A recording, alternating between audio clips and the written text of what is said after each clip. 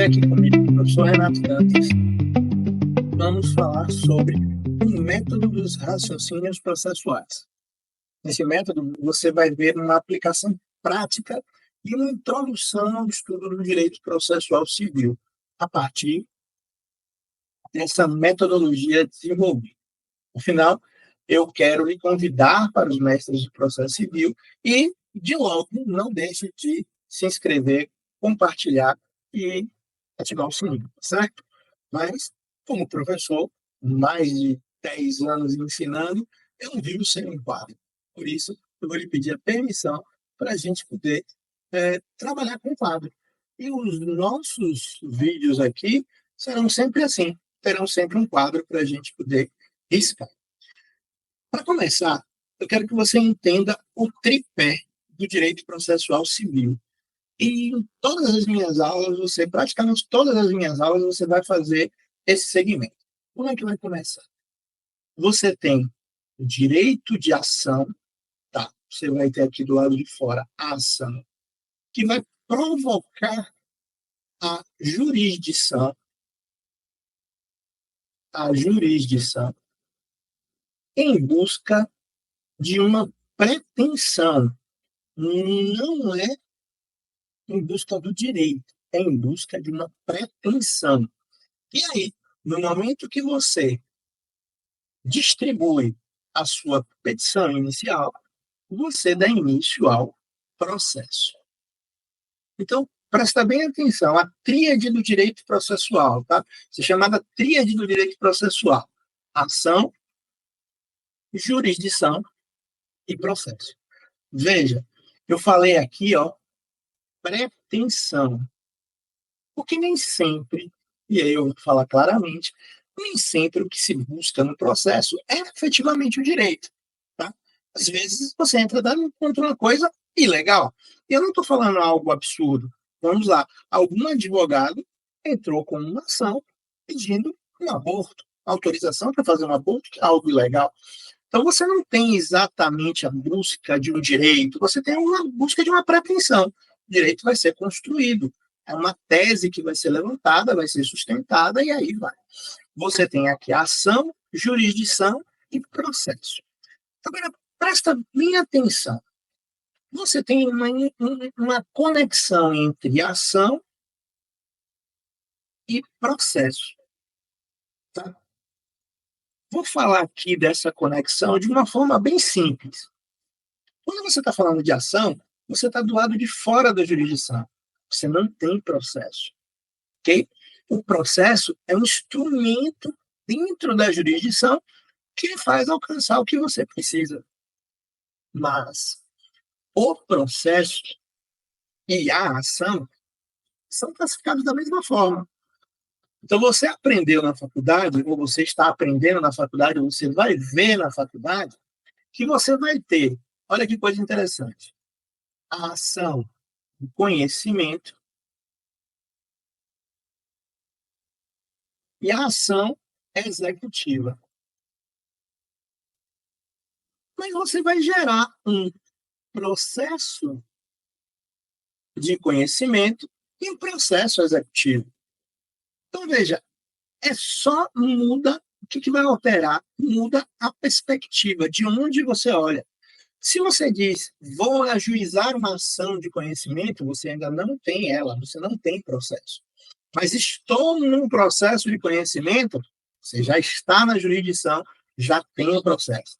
Promoverei uma ação executiva, ou seja, você está do lado de fora da jurisdição.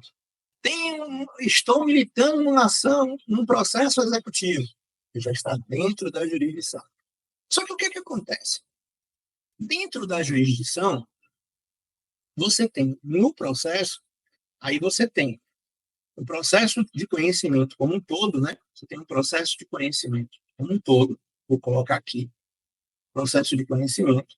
Você tem o processo executivo, só que dentro do processo, aqui aí específico do processo, você ainda tem as impugnações e as decisões judiciais. Então, você tem um processo de conhecimento, Você tem o processo de execução e você tem a fase processual de impugnação às decisões judiciais.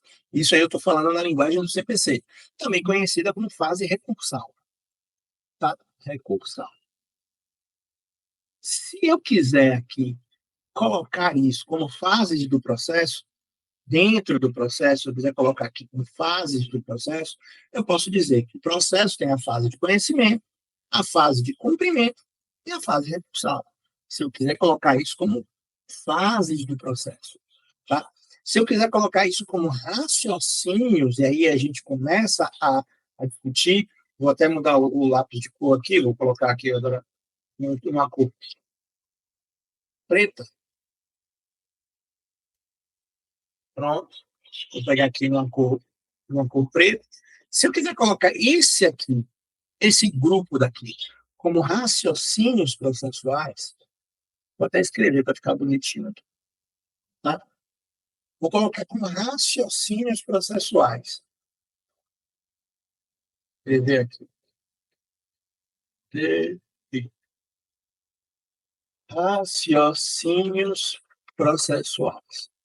Se eu quiser colocar isso como raciocínios processuais, eu vou ter uma seguinte comparativa. Quando eu falo conhecimento, vou colocar dessa forma aqui, conhecimento, eu falo execução e eu falo recurso. Estou deixando bem claro aqui, recurso ou fase recursal, impugnação às decisões judiciais. Mas vamos colocar isso como um método de raciocínio. Quando você está numa fase dessa, quando você entra num processo desse, como é que você deve pensar? Olha bem o que eu estou dizendo. Como você deve pensar para encarar cada fase dessa ou um processo como esse? Vamos pensar dessa forma. Eu estou pensando, tá? Vou entrar com uma ação de conhecimento. Qual é o meu objetivo na ação de conhecimento?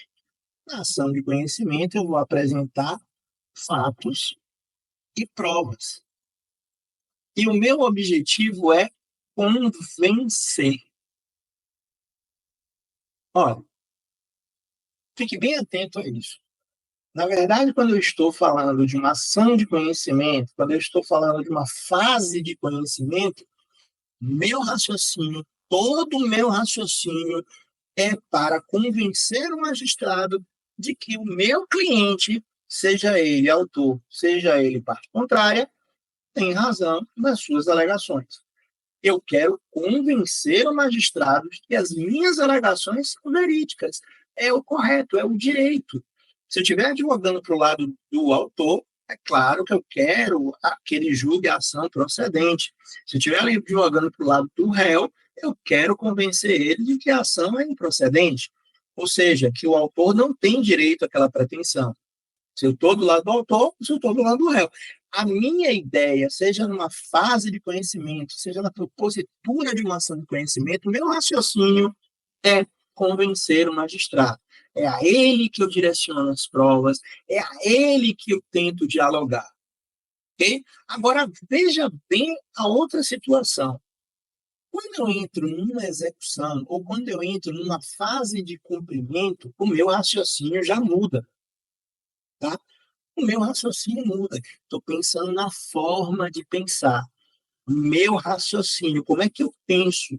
Como é que eu me porto dentro de uma fase de execução ou numa fase de cumprimento? Como é que eu vou me portar? Gente, na execução é algo fantástico, a coisa muda completamente de figura. Por quê? Porque, em geral, regra geral, você quer resgatar um patrimônio que é do seu cliente que está na mão de outra pessoa de forma injusta, de forma ilegal, de forma até ilícita. Então, veja, se você tem uma sentença, uma decisão, que o juiz mandou pagar para o autor, óbvio que aquele patrimônio que está na decisão já pertence ao autor. Se o autor tem um contrato, que é um título executivo, e que ele está inadimplido, significa dizer que o patrimônio que está naquele contrato pertence ao exequente, deveria estar na mão do exequente, mas se encontra na mão do executado de forma indevida. Por essa razão, o raciocínio que você apresenta na execução, a partir da existência de um título executivo, mais inadimplência, é um raciocínio de resgate. Eu vou resgatar patrimônio, eu vou resgatar aquilo que me pertence, mas que no momento está na mão de outra pessoa, na mão do executado. Agora, se eu estou numa fase recursal, se eu estou numa fase de impugnação às decisões judiciais, então, presta atenção, eu tenho aqui uma decisão, eu tenho aqui, ó, obrigatoriamente, eu tenho que ter uma decisão judicial. Se eu tenho essa decisão judicial, eu vou impor um raciocínio de combate. É muito, muito interessante. Eu vejo muitas pessoas, quando vão apresentar contrarrazões, fazer as contrarrazões no modelo de uma contestação, quando na verdade não é bem essa situação.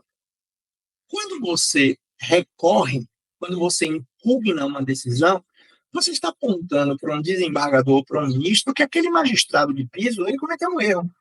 Ou seja, um erro de julgamento ou um erro de procedimento. Mas ele errou. E o que você quer do magistrado de nível superior, seja do desembargador, seja do ministro, é a reforma daquela decisão ou até a própria anulação. Então, você está combatendo uma decisão que está prejudicando o seu cliente. Na verdade, aí é um raciocínio de total combate. O seu desejo, a sua postulação é de anule a decisão, reforme a decisão. Então, quando você vai apresentar contrarrazões, na verdade, você virou um defensor, um guardião daquela decisão. Tanto que você diz, olha, desembargador, não, mantenha ela inalterada, ela não precisa de reforma, ela foi perfeita, ela agiu, ela deve ser mantida incólume. Então, veja como muda o raciocínio. Aqui, gente, eu estou falando da forma de pensar. Como você pensa em cada fase. Se você está na fase de conhecimento, você pensa no convencimento. Se está na fase de execução, você pensa no resgate. Se você está na fase de recurso, lembre, você pensa no combate. Vamos combater aquela decisão. A partir do momento que você começa a raciocinar dessa forma, todo o processo se abre. E o processo se abre e, neste momento, eu vou lhe fazer um convite. Quero lhe fazer um convite para participar do Mestres do Processo Civil, onde você vai ter aí, no mínimo, 4 encontros comigo por mês, por um preço inacreditável. Acesse aqui embaixo o link, venha e converse comigo pessoalmente. Deixe seu recado, deixe um comentário, ative o sininho, compartilhe e se inscreva no canal. E não deixe de participar do Mestres do Processo Civil. Se você gostou desse conteúdo, você vai ter muito mais. Um grande abraço, fique com Deus. Beijo do gordo. Tchau, tchau.